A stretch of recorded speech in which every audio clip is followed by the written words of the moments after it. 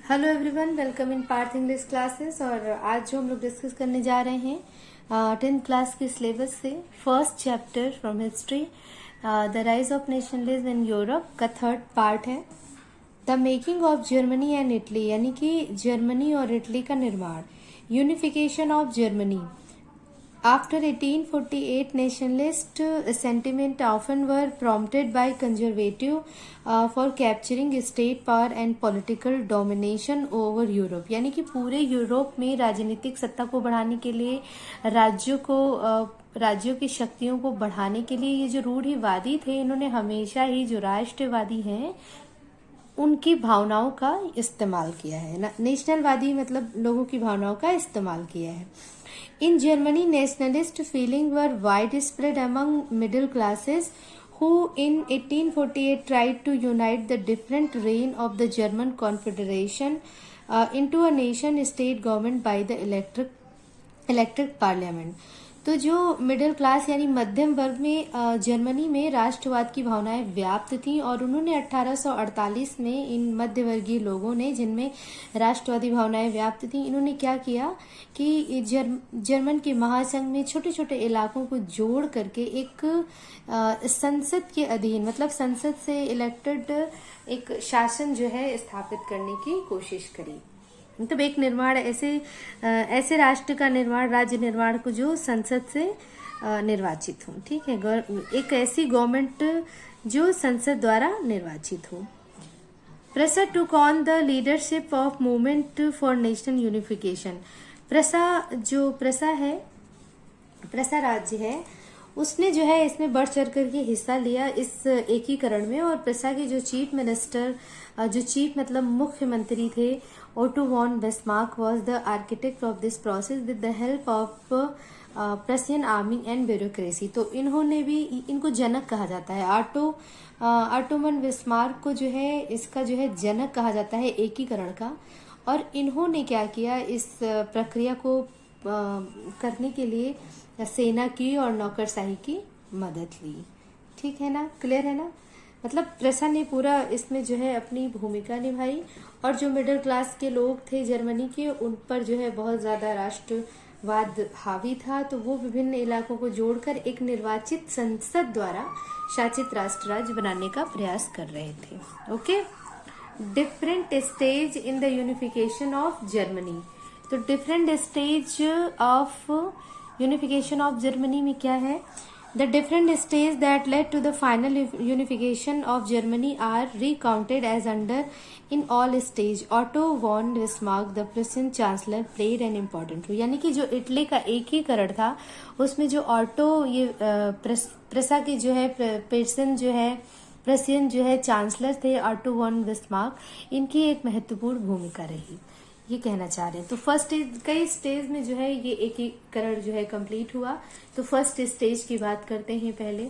To unite Germany to frame constitution for the united Germany, a constituent assembly met in Frankfurt. This assembly proposed the unification of Germany under the king of Prussia. The king of Prussia, however, opposed the idea of becoming a constitutional monarch and declined the offer।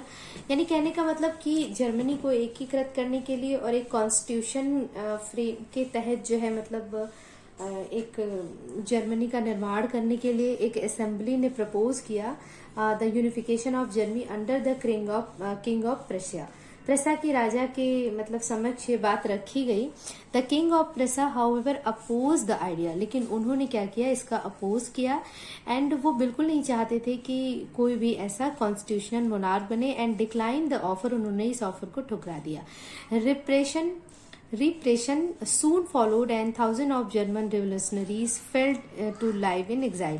तो क्या हुआ, repression यानी दमन का कार्य शुरू हो गया और इसमें बहुत सारे हजारों जो जर्मन क्रांतिकारी वो एक निर्वासन में रहने के लिए मजबूर हो गए।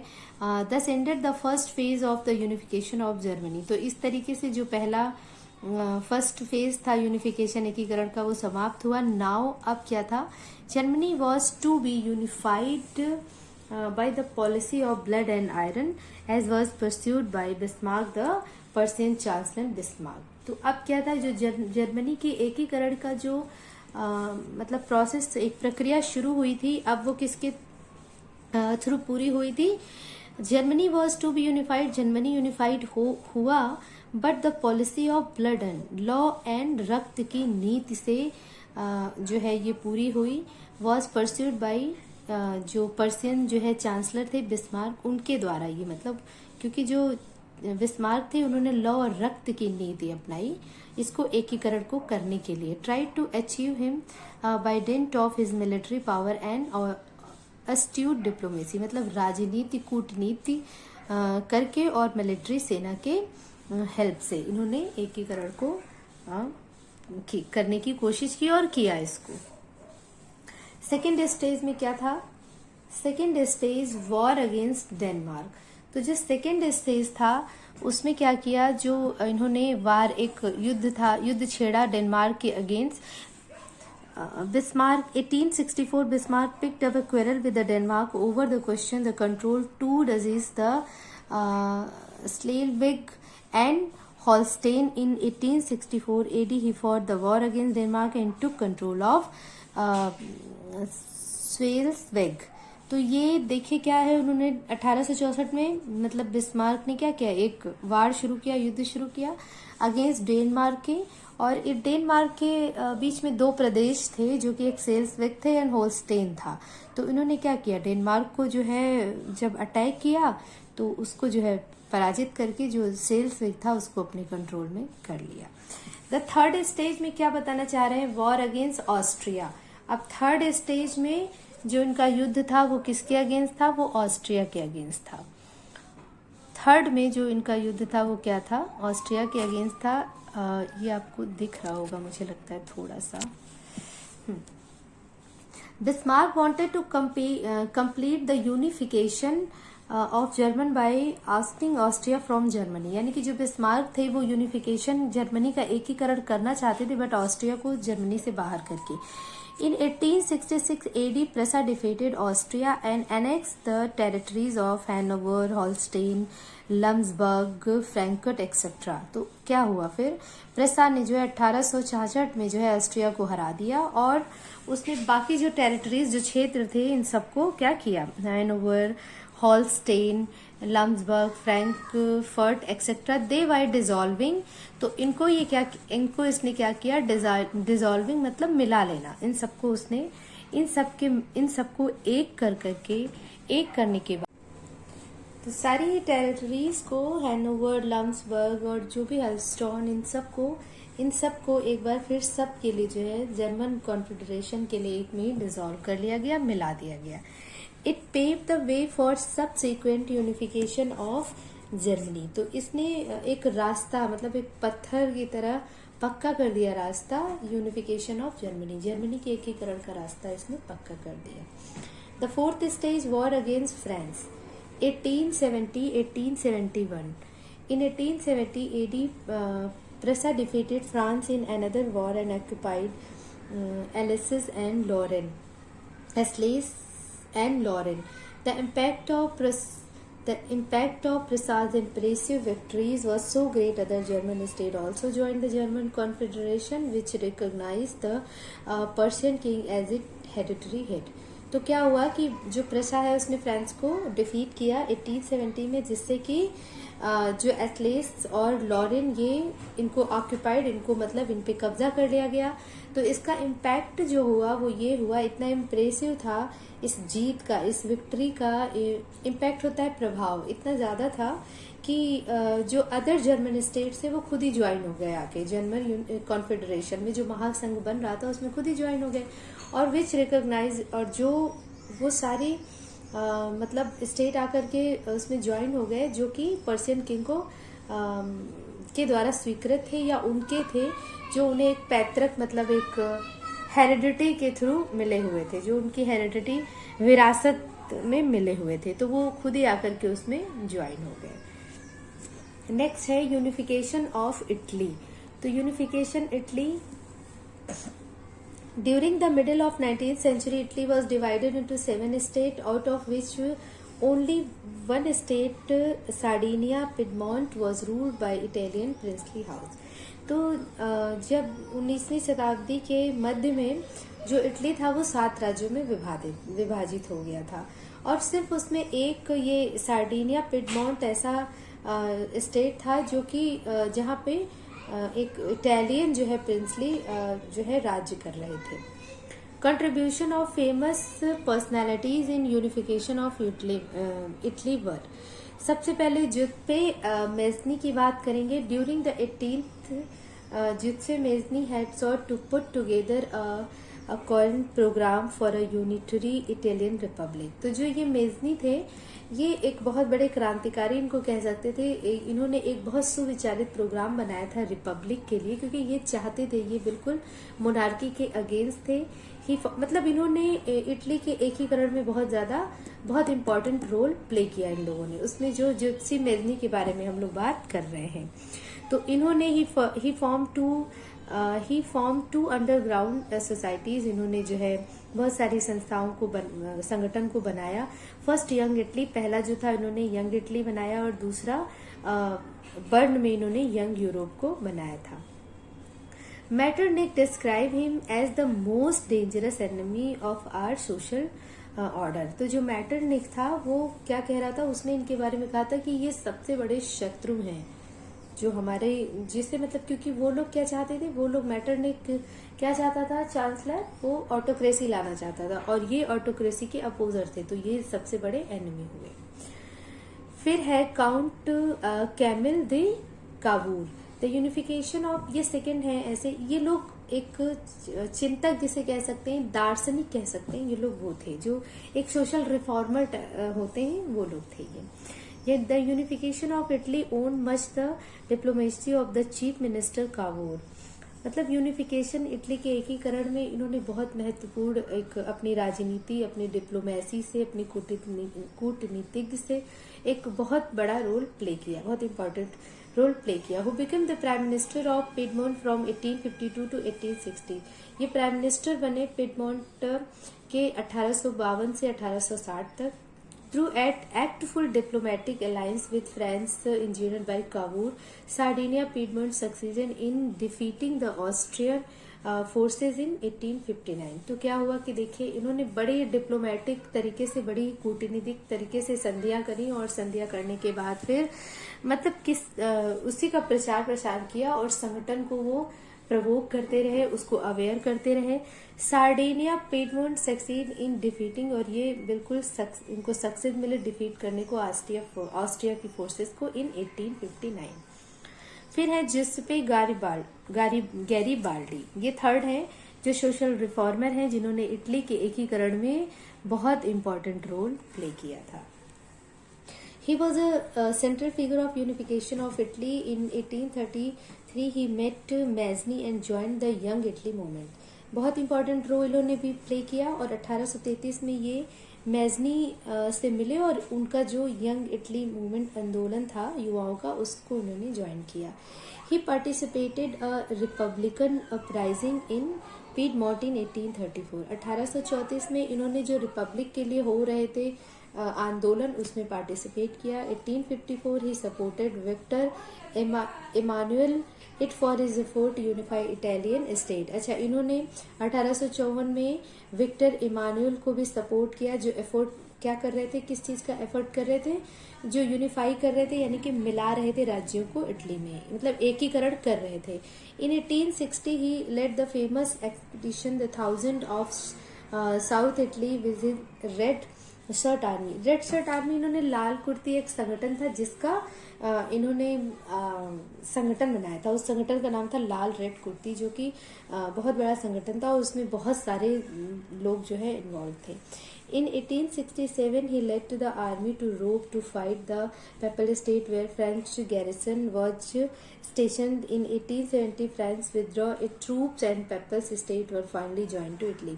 इन्होंने क्या किया, रोम की, मतलब ये बढ़े, इनकी जो सेना थी वो रोम की तरफ बढ़ी फाइट के लिए, इस स्टेट के लिए, और उसको उन्होंने डिफीट भी किया।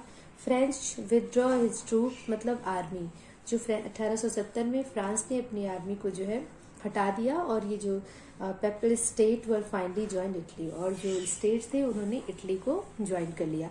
वर्क तो यही करना था ना कि इटली में सब ज्वाइन हो, सब मिलकर के एक हो जाए, यही काम तो चल रहा था, इटली का एकीकरण। ओके, तो इन सारे लोगों ने बहुत इंपॉर्टेंट रोल प्ले किए। ऑब्स्टिकल होता है बाधा in the way of Italian unification. अब बाधाएं क्या क्या थी, तो division of Italy into many state. तो बाधाएं देखिए ये थी कि the division of Italy into many state and their mutual quarrels rendered Italy quite weak. जब बहुत सारे स्टेट में डिवाइड था तो सब अलग अलग अपने स्टेट के लिए उसमें लड़ाइयां होती रहती थी, जिसकी वजह से वो वीक हो रहा था। फॉरेन रूल, सेकेंड क्या था, foreign rule. Foreign currency like France and Austria established their rule over a great part of Italy. Napoleon, the French emperor, had conquered the whole of the Italy. Thus, the foreign rule was great hurdle. Hurdle होता है मुश्किल in the way of Italian unification. यानी कि जो foreign countries थी जैसे France है, Austria है, उनके जो रूल्स थे वो बहुत टफ थे। तो और उसके बाद Napoleon the French emperor he conquered, फिर वो आ गया नेपोलियन जो कि फ्रांस का शासक था, उसने इटली को जीता। तो इस तरीके से तो जो रूल्स थे, वहां के रूल्स जो थे वो बहुत मुश्किलें पैदा कर रहे थे इटली के एकीकरण में। Congress of vena, after the downfall of Napoleon के मतलब पतन के बाद, यानी उसकी हार के बाद, the Congress of Vienna once again divided Italy into small. अब देखिए अभी वो एक हुआ था, अब वो फिर डिवाइड कर दिया उनको स्मॉल छोटे छोटे राज्यों में। एंड दस प्लेड अ ग्रेट हैवॉक, मतलब होता है एक कहर टाइप, एक बहुत बड़ी मुश्किल type, with the task of Italian unification. तो ये सब चीजें एक बार मिल रहा था, एक बार फिर से अलग हो रहा था, ये सारी चीजें एक बहुत बड़ी मुश्किल पैदा कर रही थी इटली के एकीकरण में। फोर्थ जो ऑब्स्टिकल थी वो pope of Rome. The pope of Rome was keeping Rome and its adjoining territories under his dominance and the such he was also proving a great hurdle मुश्किल in the way of Italian unification. Italy के एकीकरण में ये जो रोम के pope थे ये लोग भी बहुत बड़ी मुश्किल पैदा कर रहे थे, क्योंकि उन्होंने एक अपना अलग साम्राज्य बना रखा था और ये उसे अपने हिसाब से रन करा रहे थे। Reactionary rules, most of the Italian state were also proving a great hurdle in the way of Italian unification. तो बहुत सारे इस तरीके के reactionary rule है, पोप है, और दूसरा जो स्मॉल स्टेट में डिवीजन ऑफ मेनी स्टेट, बहुत सारी जो थे जो मुश्किल कर रहे थे इटली के एकीकरण में। विजुअलाइजिंग द नेशन, तो देखिए क्या है इसमें, राष्ट्र की एक दृश्य कल्पना। how goes to about giving a face of a nation. Artists in the 18th and 19th century found a way out by personifying a nation कह रहे हैं कि राष्ट्र को एक रूप कैसे दिया जा सकता है, मतलब जैसे फेस कैसे दिया जा सकता है, जैसे हमारा फेस है, आपका फेस है, लेकिन आर्टिस्ट ने 19वीं और 18वीं शताब्दी में इसको मानवीकरण करके, मतलब एक मानव का रूप देकर के राष्ट्र को, उसको उन्होंने क्वेश्चन का आंसर दिया। Nation were then portrait a female figure, तभी जो है उसको एक नारी के रूप में जो है उन्होंने लिया। एक नेशन को उन्होंने किसका रूप दिया, नारी को चूज किया कि हाँ उसको हम ये रूप देंगे, नारी का रूप देंगे, इसलिए नारी जो है फीमेल फिगर आया सामने। The female form was chosen by personify the nation didn't stand for any particular women in real life. तो जो फिगर और जो फेस लिया गया वो कोई पर्टिकुलर वुमेन नहीं थी रियल लाइफ में, वो एक ऐसे ही कह सकते हैं कि एक रूप को चुना गया था। तो वो असल जीवन में कोई खास महिला नहीं थी, ये सिर्फ राष्ट्र के Rather it sought to give in the abstract ideas of the nation in the concrete form. ये सिर्फ राष्ट्र के अमूर्त विचारों को एक ठोस रूप प्रदान करने के लिए किया गया था। That is the female figure become and the allegory of the nation. और इसलिए ये जो फीमेल फिगर था ये राष्ट्र मतलब फीमेल फिगर की जो छवि थी राष्ट्र का रूपक बन गई। Similar female allegories were invited by the artists in the 19th century to represent the nation. तो इस तरीके से 19th century में जो है बहुत सारे रूपक, फीमेल रूपक जो है इनवाइट की गई उसको उसका नेतृत्व करने के लिए, उसका प्रतिनिधित्व करने के लिए। In France she was the Christian France में इसी तरीके से एक नारी की जो छवि ली गई थी, वो ईसाई थी जिनका नाम था मरियन, उनको मरियन नाम दिया गया था, a popular Christian name which underline the idea of people's nation. Her characteristics were drawn from the those of liberty and republic. Red cap. तो ये जो मरियन थी, ये जन राष्ट्र के विचारों को रेखांकित किया इन्होंने. उनके चिन्ह भी स्वतंत्रता और गणतंत्र के थे, मतलब रिपब्लिक, रेड कैप और तिरंगा और कलगी. तो मरियन की जो मतलब ये ट्राई कलर तिरंगा था, कलगी था और रेड कैप थी. Statue of Marianne were erected in public square to remind the public of the national symbol of unity and the pursuit them to identify with it. Marianne image were marked on coin and stamp. तो जो इनकी तस्वीर थी, मतलब उसको जनता एक राष्ट्रीय प्रतीक के रूप में याद आती रहे जनता को, मतलब इनका जो जब ये जनता को एकता के राष्ट्रीय प्रतीक के रूप में याद आती रहे और लोग इन्हें एक सामंजस्य बना सकें और एकता बना सकें. इनके जो इमेजेस थी वो स्टैम्प पेपर पर और डाक स्टैम्प पेपर पर भी लगाए गए और उनकी सिक्कों पर भी इनकी आकृतियों को बनाया गया. इसी तरीके से similarly Germania became allegory the German nation. इसीलिए जर्मेनिया जो थी वो जर्मन की एलोगोरी बनी, जर्मन राष्ट्र के लिए. In visual representation Germania wear the crown of oak leave as the German oak stand for heroism. तो इसी तरीके से जो ये जर्मेनिया का रूप बनी, तो ये मतलब इन्होंने 400 अभिव्यक्तियों में जर्मेनिया बलूत वृक्ष के वृत्तों का, जर्मेनिया में बलूत वृक्ष है, उनके पत्तों का मुकुट पहनती हैं, उनके पत्तों का मुकुट पहनती हैं. क्यों? क्योंकि जर्मन में बलूत वीरता का प्रतीक है, क्योंकि जर्मन में जो बलूत है वो वीरता का प्रतीक है. तो ये है आपका जो फर्स्ट चैप्टर. हाँ सॉरी, शायद ये लाइनें आप लोगों ने नहीं देखी, बट कोई नहीं, देखिए आप देख सकते हैं इसको. जो मैंने बताया है कि जर्मन में ये ओक ट्री होता है, बलूत का पेड़ होता है, जो बहुत वीरता का प्रतीक माना जाता है. तो जो जर्मेनिया थी वो उसी का क्राउन पहनती थी. ठीक है, तो ये है आपका फर्स्ट चैप्टर. जो इम्पोर्टेंट टॉपिक थे वो मैंने बता दिए, एक्सप्लेन कर दिए आपको. कुछ हैं एक दो टॉपिक और जो मुझे लगता है इम्पोर्टेंट नहीं है, तो जो इम्पोर्टेंट है वो मैंने आपको एक्सप्लेन कर दिया. आप इसको ध्यान से सुनिए, ध्यान से समझिए. लाइन टू लाइन मैंने एक्सप्लेन किया है, फिर भी कहीं कोई मुश्किल हो तो लेट मी नो. ओके, तो फिर मिलते हैं नेक्स्ट चैप्टर के साथ. Till then good bye and take care.